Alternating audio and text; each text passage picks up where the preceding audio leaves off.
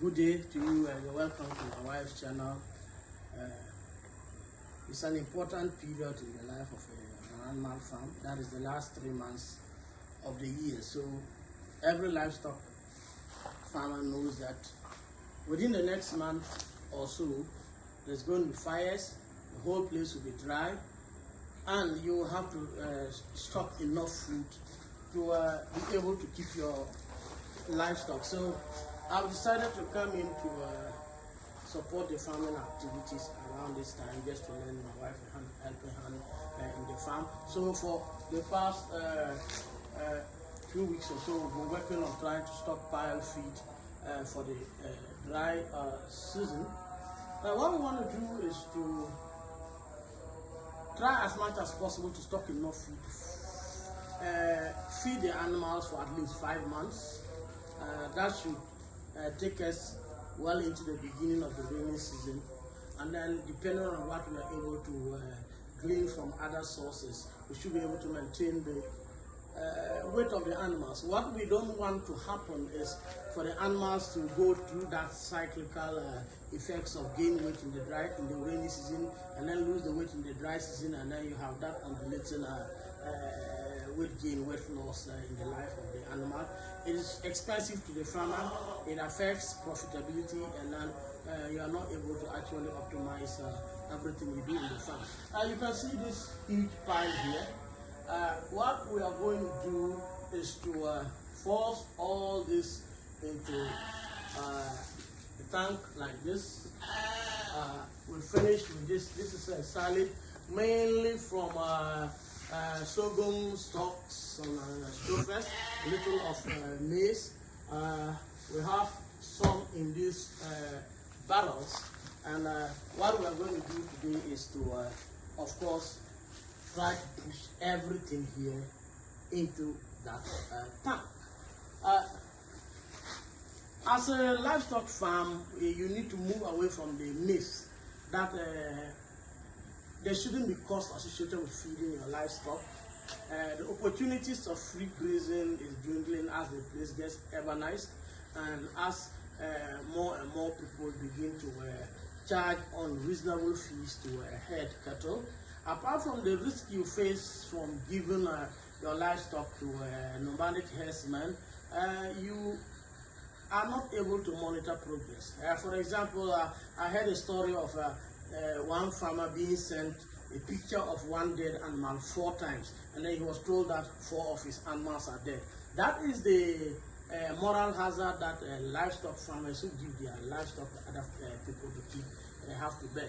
I can tell you of a story of a very prominent chief in northern Ghana who lost about 38 cattle at a go. Those are the perils if you choose to go with the nomads. There's a cost to it even though it is hidden. And we believe that for you to be able to have a very viable livestock farm, you have to agree that some of the livestock must go into feeding, some of the profits must go into feeding, and you need to do this deliberately, intentional, from the beginning of the farm. From the rule of thumb, if you have 5 cattle, expect that one will go into feeding. That is a very realistic hypothesis to work with, and that allows you to plan. And it's still a decent profit that you have 5 livestock and then you put one into feeding, 4 is profit. I think that it is a good approach to work with. Our objective is to be able to provide the animals 4 kilos of dry matter feed every day, even in the rainy season. So that is what we are working towards. We mostly have our own small place that we grow brachiaria grass, that is high protein grass. We are doing a combination of concentrates and then plus other fillers that we can get from the open. So at this point in time, they say make hay while the sun shines. That sunshine doesn't just mean that when the weather is dry and the sun is up. It means that stockpile feed whilst you have everything. In the next month, everything is going to go. And we do it in some order. We know that the most common grass you can find or residue you can find is rice straw. Yes, it's a good filler. It's a problem with its digestibility. Yes, animals can eat it, but nutritionally its value is down there. So if you have space, I wouldn't advise that you spend all your time stocking rice straw, because apart from just making the animal feel full, it doesn't offer much. There's a difference between feeding an animal and feeding an animal, and the objective of a livestock farmer is to actually feed the animal. So even though we have rice straw here, we have actually milled some of the straw that is into much finer granules so that the animals can eat it. It is not our priority. When we achieve our daily nutritional intake objectives, then we may give them some of them just to keep them full and happy. You also have this soybean straw, cowpea straw, and all the like. Then you know there's a challenge with feeding them these things. There are issues of digestion, there are issues of other complications arising from the nutrient and the mineral content that make these things highly problematic. And so much as it is good to feed them when they are dry, you can't rely on this. Plus, this has a whole lot of sticks in them. So I can say it's a ratio of 1 to 1. So when you have a stockpile of soybean residue, you can be sure that half of it is undigestible, eatable sticks that you have to be dealing with after the animals have been able to bring the little from the straw. So mostly to other strategy, maybe and silage it, but it is a long shot. So our objective is to first look for corn stoppers, guinea corn or sorghum crops, and then we combine that with our own harvest of bacteria grass. So these are the priority things we are doing now. And as you can see, this huge. It may fill this tank about 6, 7, 8 times if we're just pouring it in. Now the objective is to push everything in there. And around this time, you see, learn to rely on your environment. These tanks are about 15, 16 years old. I think we made them around 2008 when we were making blocks to build our residence. Now they can no longer contain water, so we have improvised cover for it, and then we have a plastic carpet or rubber that we use to line it, and then we are going to use it to make silage. These are drums, easily available and affordable. We have stuffed enough feed here to feed these animals for about 3 days. This contains about close to 3 tons of finely ground bacteria grass or corn stoppers, as you call it. So we're looking at almost 2 months of feeding in these things. So you can look around your environment and try to take whatever you have there. We've got this machine that allows us to crush residue to the corn. We take the corn stuffer, we push it through, it grinds them finely.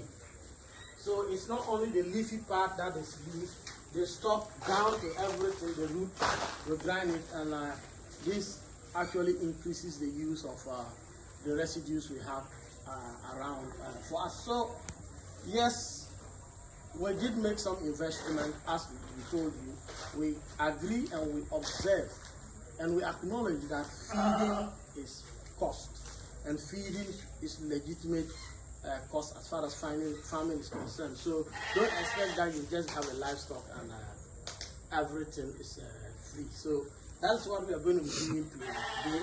And we're going to be making tank silage. Why do we opt for tank silage? You know, silage making is complicated. If you get it wrong, the whole thing goes bad. So you can do surface silaging, you can do underground surface, you can do a whole lot of things. But we choose to, for now, concentrate on the barrel and the tank silage because it's not complicated to do. Plus, a beginner, you get it right. Since we started, I can say that we have never lost any silage because we failed to achieve the right compaction or it went bad.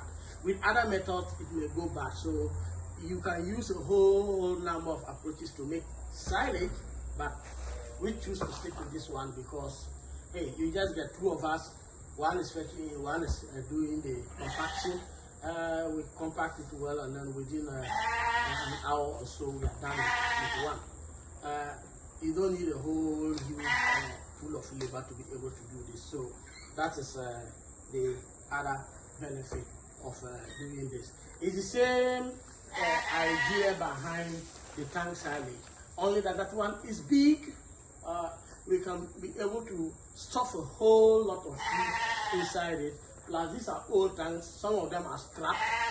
So after this, we are going to go to the scrap dump, try to see whether we can salvage some tank, do some little maintenance in here, come and get more stocks, crash them, and sell it. And we are hoping that when we are able to make 5, 6, 7 of these, it's going to do us a lot of good in the dry season. And we are racing against time before the first fires start, maybe towards the middle to the end of the season. So you're welcome, and just like this channel if you have not done so. Leave a comment behind. You can ask us any question. Hey, by the way, I'm an agriculturist. I have a bachelor's degree in agriculture technology, a master's degree in agriculture economics, and then I have a PhD in development studies, particularly economic development. So this is much very familiar territory, and I'm very happy to be lending my wife a hand in her farm. I want to help her stock as much as I can before I travel. So with me, we here are two of Ghana's best footballers. They play for my team, and they live in the clubhouse, and once in a while they come in here to help us. I want to congratulate them for winning their FA Cup match yesterday. And stay with us, and let's see how far we go.